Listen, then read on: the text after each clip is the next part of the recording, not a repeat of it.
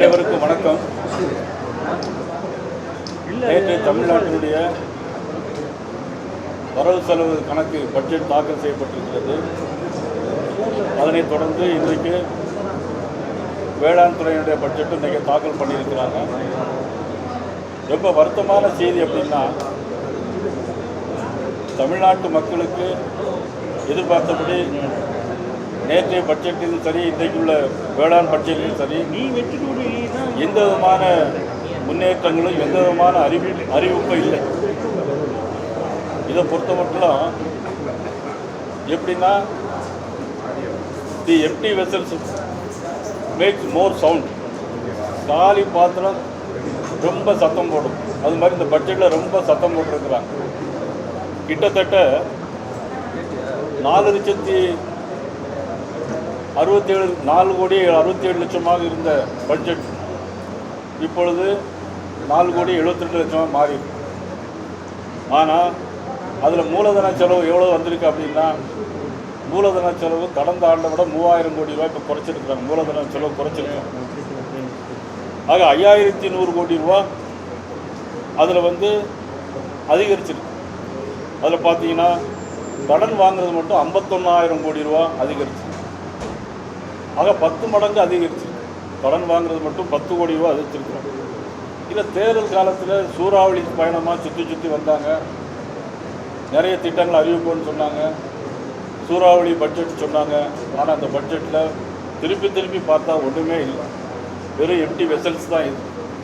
இதில் ஜென்சியை பார்த்தீங்கன்னா, ஜென்சிக்கு யாருக்குமே பெரிய அறிவிப்புகள் இல்லை. இளைஞர்களுக்கு, ஜென்சி இளைஞர்களுக்கு நிறைய திட்டங்கள் எதிர்பார்த்தாங்க. எந்த விதமான அறிவிப்புகளும் அதில் இல்லை.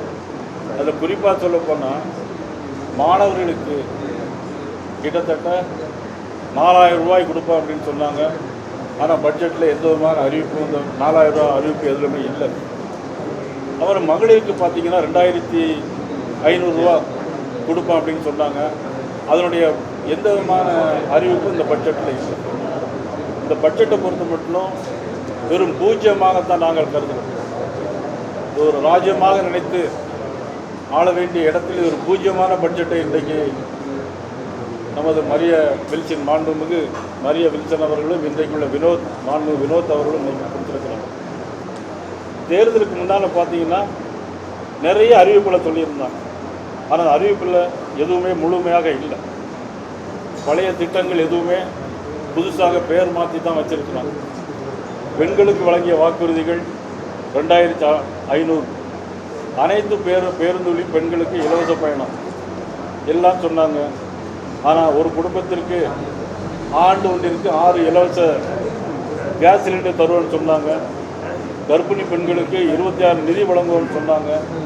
பட்ஜெட்டில் இது குறித்து எதுவுமே இல்லை. இளைஞர்களுக்கும் பட்டதாரிகளுக்கு ஏமாற்றம். 4,000 வழங்குவோன்னு சொன்னாங்க, இல்லை. ஆனால் ஸ்விக்கி, சொமாட்டோ உள்ளிட்ட துரித தொழிலாளர்களுக்கு பல வாக்குறுதிகளை சொன்னாங்க. தமிழ்நாட்டில் நிறைய இப்போ பார்த்தீங்கன்னா எல்லாருமே இன்றைக்கி ஸ்விக்கி, சொமாட்டோ தான். இன்றைக்கி யாரும் வீட்டில் வேலை செய்கிறது இன்னும் இல்லையோ, ஆர்டர் கொடுத்து வர்றது தான் இன்றைக்கி அதிகமாக. அந்த தொழிலாளர்களுக்கு என்ன பண்ணாங்கன்னா 10 லட்சம் ரூபாய், அந்த தொழிலாளர்களுக்கு 10 லட்சம் ரூபாய் விபத்து காப்பீடு தருவோன்னு சொன்னாங்க. அது குறித்து எதுவுமே இல்லை. இப்போ இன்சூரன்ஸ் தரேன்னு சொன்னாங்க, இல்லை. உங்களை நம்பி வாக்களித்த ஜென்சி இளைஞர்களுக்கு இந்த பட்ஜெட்டில் எதுவுமே இல்லை. அவர்களுக்கான சமூக பாதுகாப்பு தருவோன்னு சொன்னாங்க, இல்லை. காப்பீடு தருவோன்னு சொன்னாங்க, இல்லை. நல வாரியம் அமைப்போன்னு சொன்னாங்க, இல்லை. வருமானத்திற்கு அதிகமாக பாதுகாப்பு தருவோன்னு சொன்னாங்க, அதுவும் இந்த பட்ஜெட்டில் எதுவுமே இல்லை. சரி, விவசாயிகளுக்கு வழங்கிய வாக்குறுதிகள், இன்றைக்கி விவசாய பட்ஜெட் கிட்டத்தட்ட என்னாச்சு? 8,132 கோடி ரூபாய் இருந்த விவசாய பட்ஜெட் இன்றைக்கி 7,432 கோடி ரூபா வந்து விவசாயிகளுக்கு 700 கோடி ரூபாய் இன்றைக்கி பட்ஜெட்டில் குறைச்சிருக்காங்க. அப்படின்னா இந்த விவசாயத்தை நம்பி இருக்கக்கூடியவங்க, விவசாயத்தை மேம்படுத்துவதற்கு நம்ம நாடு விவசாயத்தை நம்பி இருக்கக்கூடிய நாடு. ஆக விவசாயிக்கு 200 கோடி ரூபாய் குறைந்திருப்பது உண்மையிலே வருந்தத்தக்கது. அது கண்டிக்கத்தக்கது. மொத்த விவசாயிகளுக்கு பார்த்தீங்கன்னா இதில் 15,000 ரூபா நிதி வழங்குவோன்னு சொன்னாங்க. ஆனால் பட்ஜெட்டில் அதை பற்றி எதுவுமே இல்லை. சிறு குறு மற்றும் நடுத்தர தொழிலாளர்களுக்கு பார்த்தீங்கன்னா இன்றைக்கி நாட்டினுடைய முதுகெலும்பாக இருக்கக்கூடிய சிறு குறு தொழிலாளர்களுக்கு நெருக்கடியில் இருக்கக்கூடிய நிறுவனங்களுக்கு 15,000 கோடி மறுமலர்ச்சி நிதி உருவாக்கி 4% வட்டியில் கடன் வழங்குவோன்னு சொன்னாங்க. எந்த விதமான அறிவிப்பு இல்லை. இந்த பட்ஜெட்டில் எந்த விதமான அறிவிப்பு இல்லை. அவங்கள கட்டணம் குறைப்போம்னு சொன்னாங்க. அரசு கொள்முதலில் குறைந்தது 40%. சிறு குறு தொழில் தமிழ்நாட்டை சேர்ந்த நிறுவனங்களுக்கு வழங்குவோன்னு சொன்னாங்க. அது இந்த பட்ஜெட்டில் இல்லை. அதற்கான கட்டாய கொள்முதல் அறிவிப்புன்னு சொன்னாங்க. அதுவும் இங்கே எங்கேயுமே இல்லை. ஊரக வேலைவாய்ப்பு திட்டத்தை பொறுத்த மட்டும் இது உண்மையிலே பெரிய வேடிக்கையான விஷயம். இந்த பட்ஜெட்டை தெரிஞ்சு போட்டிருக்காங்களா தெரியாமல் போட்டிருக்காங்களான்னு தெரியும். அதான் நமது பிபி ராம்ஜி திட்டம்னு ஒரு திட்டம் மத்திய அரசுடைய திட்டத்தில் 60% பங்களிப்பில் மத்திய அரசு கிட்டத்தட்ட மத்திய அரசு 7,500 கோடி ரூபா கொடுக்கும். மத்திய அரசு 125 நாள் வேலை திட்டம் தான் அறிவிச்சிருந்தாங்க.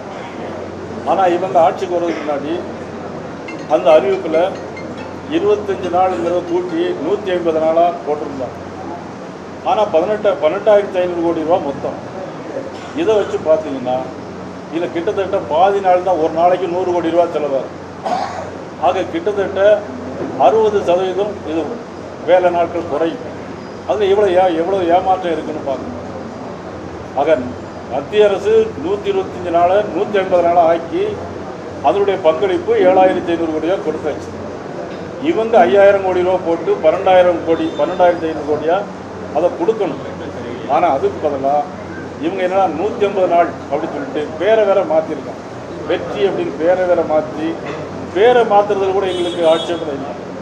ஆனால் மத்திய அரசு கொடுத்த பணத்தை அப்படியே கொடுத்து 150 நாள் மக்களை ஏமாத்துகிற வேலை தான் இந்த பட்ஜெட்டில் இருக்குது. ஒரு ஏமாற்றமான பட்ஜெட்டாக தான் இந்த பட்ஜெட் நாங்கள் நினைக்கிறோம். அது நிச்சயமாக அவருக்கு கொடுக்க முடியாத ஒரு ஏமாற்றத்தை இன்னைக்கு சொல்லியிருக்கிறாங்க. அதேபோல் சில விஷயங்கள் இருக்குது. மக்களுக்கான நல்ல திட்டம் எது கொடுத்தாலும் நமக்கு அதில் வரவேற்கிறத நமக்கு அதில் ஒன்றும் தவறு இல்லை. மத்திய அரசு ரூஃப்டாப் சோலார் திட்டத்திற்கு மத்திய அரசு 78,000 கோடி ரூபாய் கொடுக்கும். யார் கொடுக்குறாங்க? மத்திய அரசு கொடுக்குறாங்க. 78,000 கோடி எல்லா வீடுகள்லேயும் ரூஃப்டாப் சோலார்லாம் போடுவது. ஆனால் பார்த்தீங்கன்னா மாநில அரசு 78,000 ரூபாய் கொடுக்குறாங்க. மாநில அரசு 22,000 கட்டு 1 லட்சம் ரூபாய் இது கொடுக்குறாங்க. 22,000 கூட போட்டுருக்காங்க. ஆனால் 78,000 மத்திய அரசு கொடுக்கும். அதே மாதிரி ஜல்ஜீவன் திட்டம் ஏற்கனவே மத்திய அரசு பாரத நரேந்திர மோடி அவர்கள் மத்திய அரசில் ஜல்ஜீவன் திட்டத்தை கொண்டு வந்திருக்காங்க. அதை முழுமையாக நிறைவேற்றணும். அது மாதிரி ஆயுஷ்மான் பாரத் திட்டம் மத்திய அரசு கொண்டு வந்த இன்சூரன்ஸ் ஸ்கீம் எல்லா மக்களுக்கும் மத்திய அரசு கொண்டு வந்த அந்த திட்டத்தை நிறைவேற்றோம்னு சொல்லியிருக்கிறாங்க. அது நாங்கள் உண்மையிலேயே வரவேற்கிறோம். அதே மாதிரி அண்ணன் சீர் முன்னால் முன்னாள் முதலமைச்சர் மாண்புமிகு ஜெயலலிதா அம்மா அவர்கள் எல்லாம் தாலிக்கு தங்கம் கொடுத்தாங்க. ஆனால் தாலிக்கு தங்கம் எல்லாருக்குமே கொடுத்தாங்க. ஆனால் இந்த பட்ஜெட்டில் எத்தனை பேர் கொடுக்க போகிறோம் அவங்க சொல்லுறாங்க. 812 கோடி ரூபாய் ஒதுக்கி இருக்கிறாங்க. 812 கோடி ரூபாய் ஒதுக்கினா எவ்வளோ பேருக்கு கொடுக்க முடியும்? அது மட்டும் இல்லை. பட்ஜெட்டில் பார்த்தீங்கன்னா இன்றைக்கி 1 பவுன் தாங்க. 1 பவுன் பார்த்தீங்கன்னா இன்றைக்கி 1 லட்சம். நம்ம பில்லெல்லாம் ஜிஎஸ்டி போட்டு வாங்கும்போது 1,20,000 வந்துடும். அப்போ எவ்வளோ பேர் கொடுக்க போகிறீங்க அப்படிங்கிறது அதில் திட்டமே இல்லை. எவ்வளோ நமக்கு பணம் ஒதுக்க போகிறீங்க அப்படின்னா 812 கோடி தான் ஒதுக்கணும். இப்படி பார்த்தா மொத்தத்தில் ஒரு 40,000 50,000 பேருக்கு தான் கொடுக்க முடியும். ஆனால் தாலிக்கு தங்க எல்லாருக்கும் கொடுக்கணும்னு சொல்லியிருந்தாங்க. அதே மாதிரி அடுத்தால பார்த்தீங்கன்னா ஆன்மீக பயணங்களில் ஹஜ் பயணத்திற்கு 30,000 ரூபாய் ஒதுக்கி இருக்கிறாங்க. அதை நிச்சயமாக நாங்கள் கொடுக்கறதுல ஒன்றும் தவறு இல்லை, எல்லோரும் கொடுத்தது. ஆனால் அதே மாதிரி உங்களுடைய தேர்தல் அறிக்கை நீங்கள் என்ன சொல்லியிருந்தீங்கன்னா அறுபடை வீடுகளுக்கு செல்லும் பக்தர்களுக்கு உதவி தாரன்னு சொல்லியிருந்தாங்க. திவ்ய தேச யாத்திரை நவதிருப்பதியில் 108 திவ்ய தேசம் அந்த யாத்திரைக்கு எந்த விதமான அறிவிப்பும் இல்லை. சைவ திருத்தல பயணத்திற்கு உதவி செய்யணும்னு அவங்களுடைய தேர்தல் அறிக்கையில் சொல்லியிருந்தாங்க. அது செய்யலை. அதே மாதிரி எல்லா மதத்தையும் எல்லா இனத்தையும் ஒன்றாக மதிக்கணும். ஆனால் அந்த பட்ஜெட்டை பார்க்கும்போது ஒரு சார்பு அமைப்பாக தான் இந்த பட்ஜெட் அமைந்திருக்கிறது. முதலமைச்சர் ஒரு சார்ந்து தான் இருக்கிறாரு. இது மத சார்பினை அரசு இல்லை என்பதை இங்கே தெளிவாக காட்டுகிறது. மொத்தத்தில் 555 தேர்தல் வாக்குறுதி 555 தேர்தல் வாக்குறுதி சொல்லியிருக்காங்க. அதில் வந்து 18% கூட இன்றைக்கி அவங்க நிறைவேற்றணும். மொத்தமே 18 தான் நிறைவேற்றிருக்கோம். 555 வாக்குறுதியில் வெறும் 18 வாக்குறுதி மட்டும்தான் அதில் நிறைவேற்றிருக்கோம். மீதி எதுவுமே நிறைவேற்றல. அதுக்கான திட்டங்கள் எதுவும் இல்லை. இன்றைக்கி தமிழர்களுடைய விளையாட்டு பாரம்பரியம் ஜல்லிக்கட்டு பார்த்தீங்கன்னா, தேர்தலுக்கு முன்னால் ஜல்லிக்கட்டுக்கு 5 லட்சம் உதவித்தொகை வழங்குவோன்னு சொன்னாங்க. மாடுபிடி வீரர்களுக்கு இறந்து போனால் 10 லட்சம் ஆயுள் காப்பீடு தருவோன்னு சொன்னாங்க. பட்ஜெட்டில் அதை பற்றியே சொல்லலை. இப்போ நம்முடைய பாரம்பரிய விளையாட்டான ஜல்லிக்கட்டு இனிமேல் நடத்துவாங்களா, நடத்த மாட்டாங்களா, இது யார் எப்படி இந்த பட்ஜெட்டை எப்படி நம்ம ஏற்றுக்கொள்ளுங்கிறதே தெரியல. அது மாதிரி சமூக பாதுகாப்பு வாக்குறுதிகளான முதியோர்களுக்கு முன்னால் எல்லாம் 1000 ரூபா கொடுத்துட்டு இருந்தாங்க. இவங்க 3000 ரூபா தரேன்னு சொல்லியிருந்தாங்க. மாற்றுத்திறனாளிக்கு 3000 ரூபா தரேன்னு சொல்லியிருந்தாங்க. அதை பற்றி எதுவுமே பட்ஜெட்டில் சொல்லலை. சாதிவாரி கணக்கெடுப்போன்னு சொன்னாங்க. அதற்கான ஆணையம் அமைப்போன்னு சொன்னாங்க. எந்த அறிவிப்பும் இதில் இல்லை. அதற்கான நிதி ஒதுக்கீடு எதுவும் இல்லை. எப்போ தொடங்குவாங்க அல்லது தொடங்க போகிறாங்களா இல்லையா, எதுவுமே இல்லை. மீனவர்களுக்கு 20,000 ரூபாய் தரான்னு சொன்னாங்க. ஆனால் இன்றைக்கி பட்ஜெட்டில் வந்து பார்த்தீங்கன்னா, பட்ஜெட்டில் வெறும் 7,000 ரூபாய் தான் ஒதுக்கியிருக்காங்க. ஆக மீனவர்களுக்கு ஏமாற்றம். எல்லா சமூக மக்கள் மத்தியிலும், எல்லா தொழிலாளர் மத்தியிலும் மிக ஒரு எதிர்பார்ப்பு, எல்லாம் ஏமாற்றமான ஒரு பட்ஜெட்டாக தான் இருக்குது. அதே மாதிரி மருத்துவ குடும்ப பாதுகாப்பு காப்பீடு பார்த்தீங்கன்னா 20 லட்சம் ரூபா. அந்த திட்டத்தை பற்றி எதுலையுமே இதில் சொல்லவே இல்லை. கடன் அடைப்போம்னு சொன்னாங்க. நம்ம ஃபைனான்ஸ் செக்ரட்டரி நேற்று சொல்லியிருக்காரு, இன்னும் 50 வருஷம் ஆனாலும் எந்த கடனையும் அடைக்க முடியாது. நாங்கள் டெய்லி 10,000 கோடி ரூபா வாங்கிட்டு இருக்கிறோம். ஆனால் எந்த கடனையும் யாரும் அடைக்க முடியாது. அப்போ உங்களுடைய திட்டம் என்ன? உங்களுடைய நிர்வாக திறமை எங்கே இருக்குது? வருமான வரி என்ன, வருமானத்துக்கு என்ன வழி பண்ணியிருக்கீங்க அப்படிங்கிற பட்ஜெட்டில் எந்த விதமான அறிவிப்பும் இல்லை. தேர்தலுக்கு முன்னால் 14 லட்சம் கோடி கடன் இருக்குன்னு சொன்னாங்க. அது அவருக்கே தெரியும், முதலமைச்சர் தெரியும். அவங்க வந்து அவங்களுடைய தேர்தல் பரப்புரையில் சொன்னாங்க 14 லட்சம் கோடி ரூபா கடன் இருக்குங்க. அதுக்கப்புறம் இப்போ வெள்ளரிக்கை சொல்லியிருக்காங்க, அது 14 லட்சம் கோடி ரூபா கடன் இருக்குன்னு சொல்கிறாங்க. ஆனால் இந்த ஆண்டில் மட்டும் சட்டப்படி அனுமதிக்கப்பட்ட அளவான 1,22,00,000 கோடி வரை கடன் வாங்குவோம். எவ்வளவு வாங்குவோமோ அவ்வளோத்தையும் வாங்கிடுவோம் அப்படின்னு சொல்லியிருக்காங்க. ஒரு நாடு முன்னேற வேண்டும் சொன்னால் ஒரு நாட்டினுடைய கட்டமைப்பு வசதி, ஒரு நாட்டினுடைய இன்ஃப்ராஸ்ட்ரக்சர் வசதி மேம்பாடு இருந்தால்தான் அந்த நாடு முன்னேறும். அதற்கான எந்த அறிகுறிகளும் இல்லை.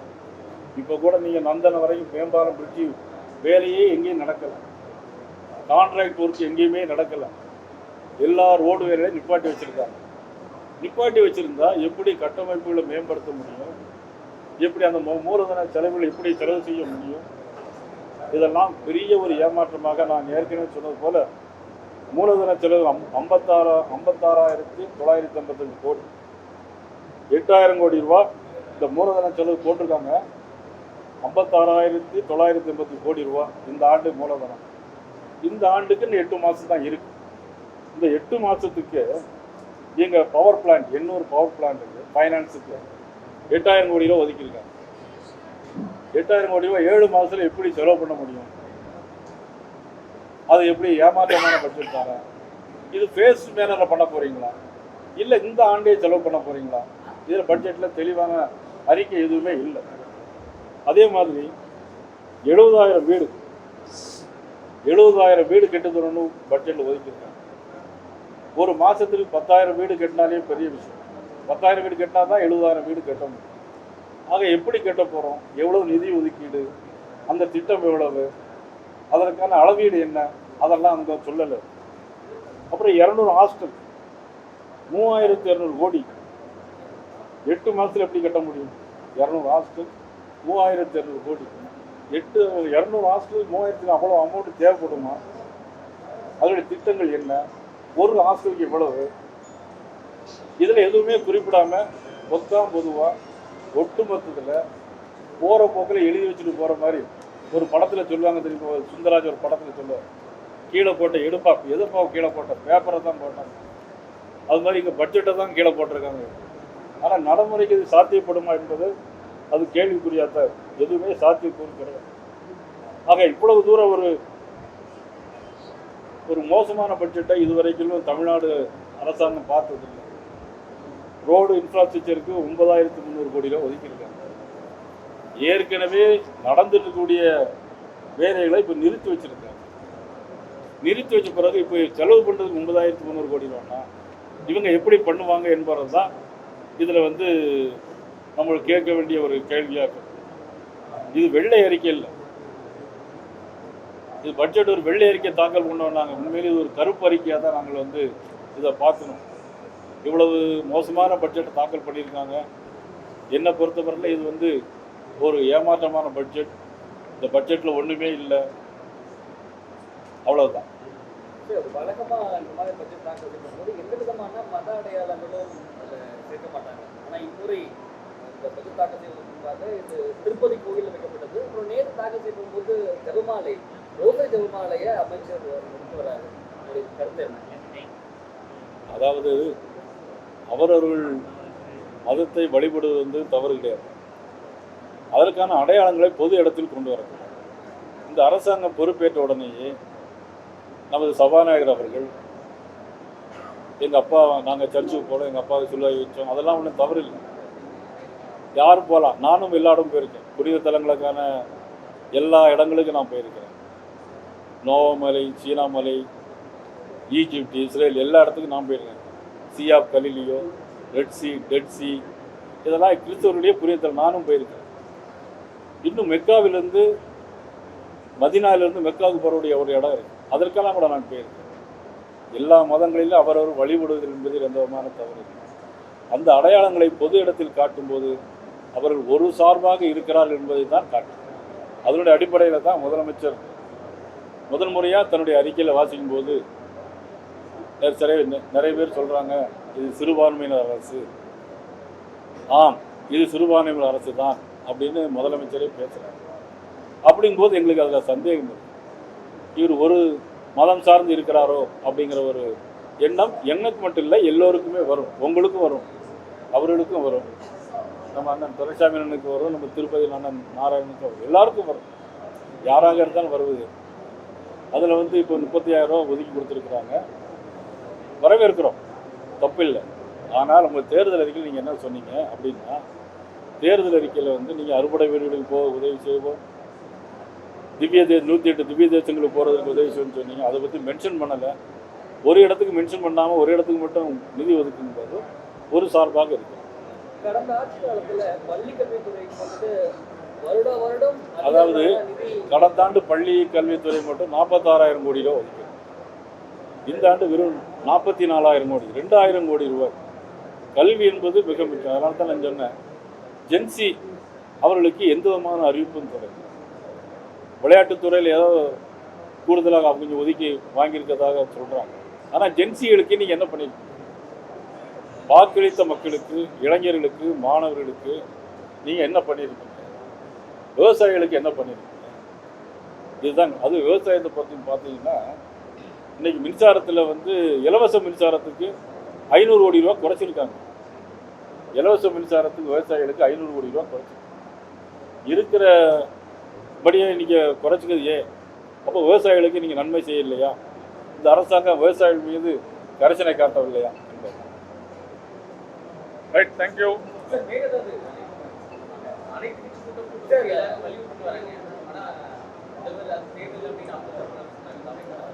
அவங்க தரப்பில் சொன்னாங்களா, முதலமைச்சர் சொன்னாங்க?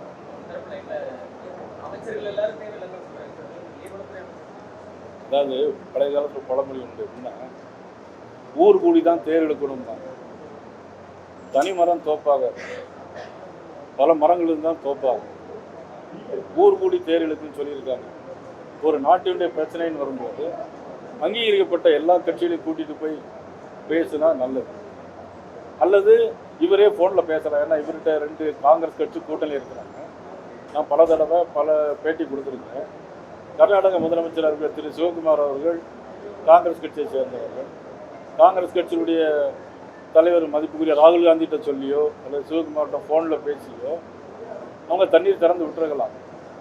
ஆனால் தண்ணீர் திறந்து விடுறதுக்கு கர்நாடக அரசு மறுக்கிறது.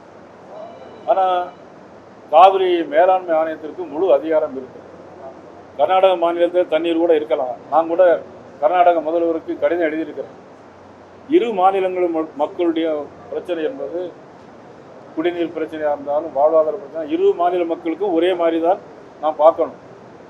அதில் பார்த்தீங்கன்னா மேலாண்மை ஆணையம் என்ன சொல்லியிருக்கு, வறட்சி காலங்களில் இருக்கிற நதியை நீரை பங்கிட வேண்டும். அந்த அளவை கர்நாடக அரசு உறுதி செய்து நடைமுறைப்படுத்த வேண்டும். இதுதான் நம்ம நடைமுறையில் வழக்கம். அதனுடைய அடிப்படையில் 4.5 டிஎம்சி தண்ணி நமக்கு திறந்து விட்டுருக்கணும் இது மழை வருவதற்கு முன்னால். ஆனால் அவங்க திறந்து விட மறுத்தாங்க. வினாடிக்கு 3500 கண்ணாடி வச்சு 15 நாளைக்கு விட்டால் தான் 4.5 டிஎம்சி தண்ணி நமக்கு வரும். ஆனால் நியாயமாக நமக்கு ஜூன் மாதம் 9 டிஎம்சி தண்ணி, ஜூலை மாதம் சேர்த்து 41 டிஎம்சி தண்ணீர் நமக்கு வேணும். ஆனால் இன்றைக்கி 1.5 லட்சம் ஏக்கர் காவிரி டெல்டா தஞ்சை டெல்டாவில் 5.5 லட்சம் ஏக்கர் பயிருடைய இடத்துல 1.5 லட்சம் ஏக்கர் இன்றைக்கி நமக்கு விளைச்சல் கம்மியாக இருக்கும். காங்கிரஸ் கட்சி இப்போல்லாம் ஆட்சிக்கு வருவதோ கர்நாடகத்தில் அப்போல்லாம் நமக்கு இந்த பிரச்சனை இருந்துக்கிட்டே இருக்குது. 2018 2023 வரைக்கும் அங்கே பாஜக ஆட்சி இருந்துச்சு. தண்ணீர் ஒழுங்காக வந்துச்சு. நம்மளுடைய துரதிர்ஷ்டம் என்னென்னா எப்போ காவிரியினுடைய உபரி நீரை தான் நாம் பெறக்கூடிய ஒரு சூழ்நிலை இதுவரைக்கும் வந்துருக்கு. அதற்கெல்லாம் ஒரு மாற்று யோசனைகள் வேண்டும். முல்லை பெரியார் அணையில் நீர் நிரப்பிடும் இன்னும் திறக்கப்படாமல் இருக்கு. கேரளாவில் விவசாயிகள் ப்ளஸ் பண்ணிட்டு இருக்காங்க. தமிழகத்திலையும் இந்த நீர் ஆதாரம் ரொம்ப தேவைப்படுது. தமிழக அரசு நடவடிக்கை நடத்தும். அதாவது கேரள முதலமைச்சர், ஆந்திர முதலமைச்சர், கர்நாடக முதலமைச்சர் இவங்கெல்லாம் போய் கூட்டமாக பேசுகிறாங்க. ஒன்று இவங்களை கூப்பிட்டுருக்கணும். இவங்களை கூப்பிட்டாங்களா கூப்பிடலையா, நம்மளுடைய முதலமைச்சர் போய் கலந்துக்கிட்டாங்களா கலந்த யோசிச்சாங்களா இல்லையாங்கிறது தெரியல. ஆக அவங்க 3 பேர் கலந்து பேசுகிறாங்க. நம்ம முதலமைச்சர் போய் பேசணுமா வேண்டாமா, நீங்கள் தான் நம்ம முதலமைச்சர்கிட்ட கேட்கணும். ஏன் போகல அப்படின்னு நீங்கள் முதலமைச்சர்கிட்ட கேட்கணும். கேட்பீங்களா? முதலமைச்சர்கிட்ட கேட்பீங்களா? எப்படிங்க கொடுக்குறாரா?